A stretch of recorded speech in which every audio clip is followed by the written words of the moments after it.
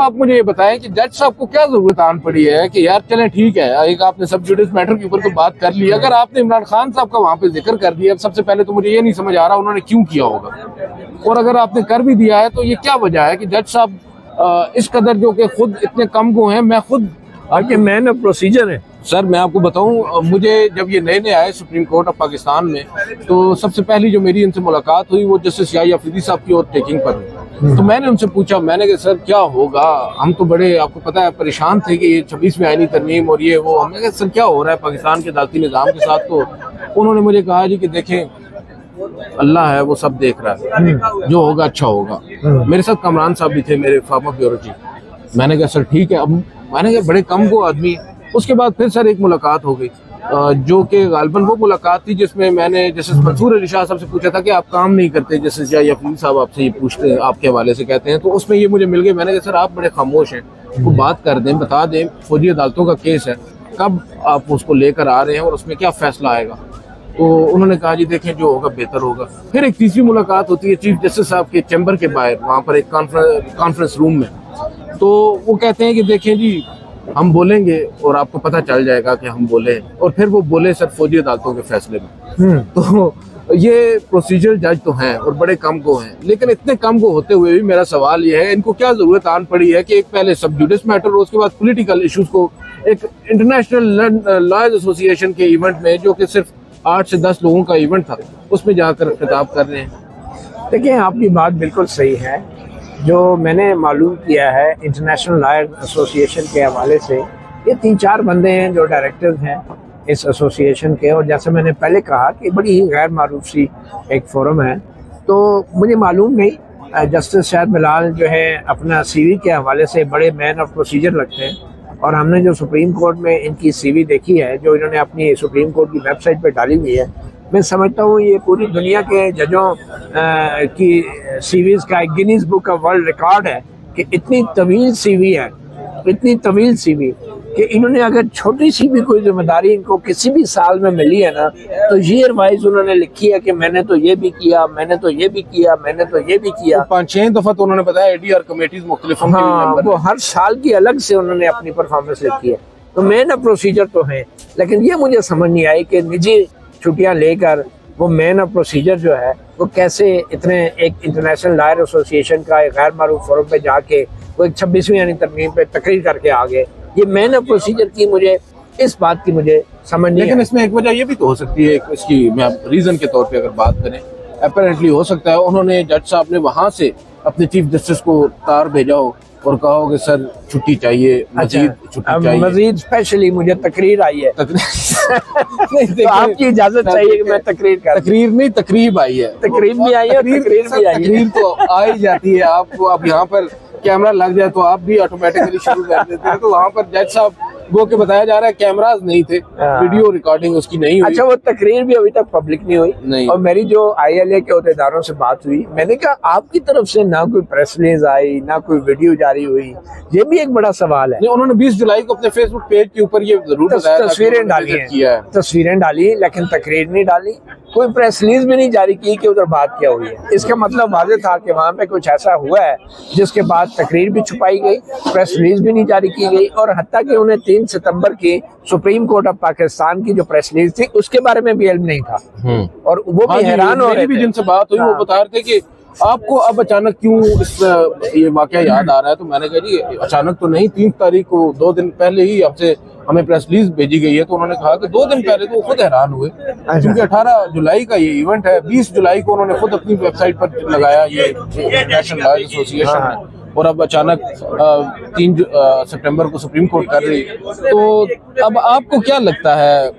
ये जो मैंने जो एक आपके सामने वजह रखी है कि हो सकता है चीफ जस्टिस साहब को उन्होंने बाद बता दिया हो कि सर ये इनविटेशन आया है। सर मेरे ख्याल में ये जो ILA है ना, ये पाकिस्तान में जैसे बहुत सी NGO खुल जाती हैं, फिर अपनी मशहूरी के लिए वो इम्पोर्टेंट लोगों को बुलाते हैं, दावत देते हैं। आपको तो पता है कि बरतानिया में यहाँ से कोई आम वकील भी जाके वहाँ पे कोई नौकरी कर लेना तो हमारे लिए वो बहुत बड़ा कानूनदान होता है, वो बैरिस्टर होता है। वैसे तो आप बैरिस्टर थोक के हिसाब से पाकिस्तान में भी बन रहे हैं, लेकिन जो बरतानिया में बैठा होता है उनके पास नहीं, बैरिस्टर तो वहाँ से बन के नहीं आते? वहाँ से भी बन के आते हैं, पाकिस्तान में भी आपको पता है बन रहे हैं बैरिस्टर। यहाँ पे बहुत से कानून की तालीम देने वाले इदारे प्राइवेट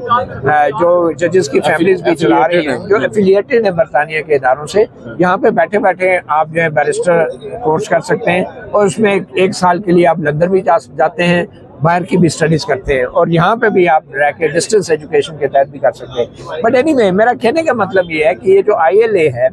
ये भी एक ऐसा ही पाकिस्तानियों का बनाया गया एक फोरम है जिसके बारे में जैसे आपने पहले कहा कि जितने पाकिस्तान के टॉप लायर्स हैं उनको इसका नहीं है, ना ही उनको पता है, मगर उनकी तस्वीर मैंने देखी है बहुत से सीनियर लायर्स की जो इस वेबसाइट पर डाली गई है ये बताने के लिए कि ये एक बहुत बड़ा फोरम है। और पाकिस्तान के जज को इसलिए बुलाया गया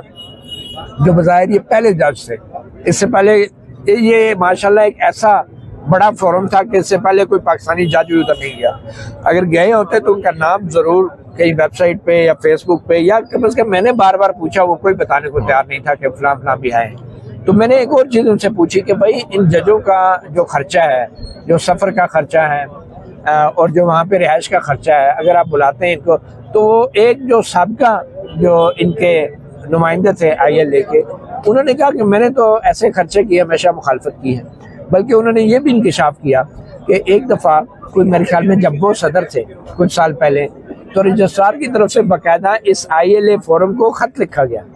अब उन्होंने ये नहीं बताया कि कौन सा साल था और कौन चीफ जस्टिस है, लेकिन रजिस्ट्रार की तरफ से उनको ख़त लिखा गया कि क्या आप इंटरेस्टेड हैं हमारे किसी पाकिस्तानी जज को वहाँ पे कोई अगर आना चाहे तो क्या आप जो है ट्रैवलिंग के एक्सपेंस देते हैं या नहीं। अब ये कितना शर्म की बात है कि चंद साल पहले सुप्रीम कोर्ट का जो भी चीफ जस्टिस है, हमें नहीं पता, लेकिन ये है कि ILA के जो बड़े जिम्मेदार एक ओहदेदार हैं, उन्होंने कहा कि रजिस्ट्रार ने बाकायदा खत लिखा उनको और उनसे पूछा गया कि क्या आप खर्चा देंगे। अब मुझे समझ नहीं आती कि सुप्रीम कोर्ट ऑफ पाकिस्तान का जज जब कहीं बाहर ट्रैवल करता है तो अगर बाहर के ऑर्गेनाइजेशन उनको खर्चा देती भी है तो क्या उनको वो खर्चा लेना चाहिए, जब तक वो कोई बहुत रिनाउंड इंटरनेशनल ऑर्गेनाइजेशन ना हो, जैसे यूनाइटेड नेशंस है, जैसे बड़ी जो यूनिवर्सिटीज हैं, हार्वर्ड यूनिवर्सिटी है जो रिनाउंड रिकग्निशन है, उनके तो समझ आती है कि वो एक्सपेंस के ऊपर आपको बुला सकते हैं, लेकिन एक ऐसी गैर उसमें आपकी सुप्रीम कोर्ट का फायदा है, आपके मुल्क का फायदा है, आपको जैसे जस्टिस मंसूर ने कहा बिल्कुल अपने खत में। तो बात यह है कि ये भी बड़ी एक मशकूक फोरम है, मैं समझता हूँ, मैं इसको मशकूक कहूँगा क्योंकि इसके बारे में लोग जानते नहीं हैं। और हमारे एक जज साहब जो है आईनी बेंच के मेंबर जो है वो निजी छुट्टियों पर गए और जाके उधर जाके तकरीर झाड़ दी। तो इसके हवाले से सुप्रीम कोर्ट को वजाहत जरूर देनी चाहिए कि क्या जज साहब इस फोरम के हवाले से बता कर गए थे, क्या इजाज़त या NOC लेकर गए थे, और क्या उनका जो ट्रैवलिंग का एक्सपेंस है क्या वो इस फोरम ने भरा है या उनकी निजी, ये सारे सवालात हैं जो फिर हमारे ज़हन में। लेकिन बताया जा रहा है इस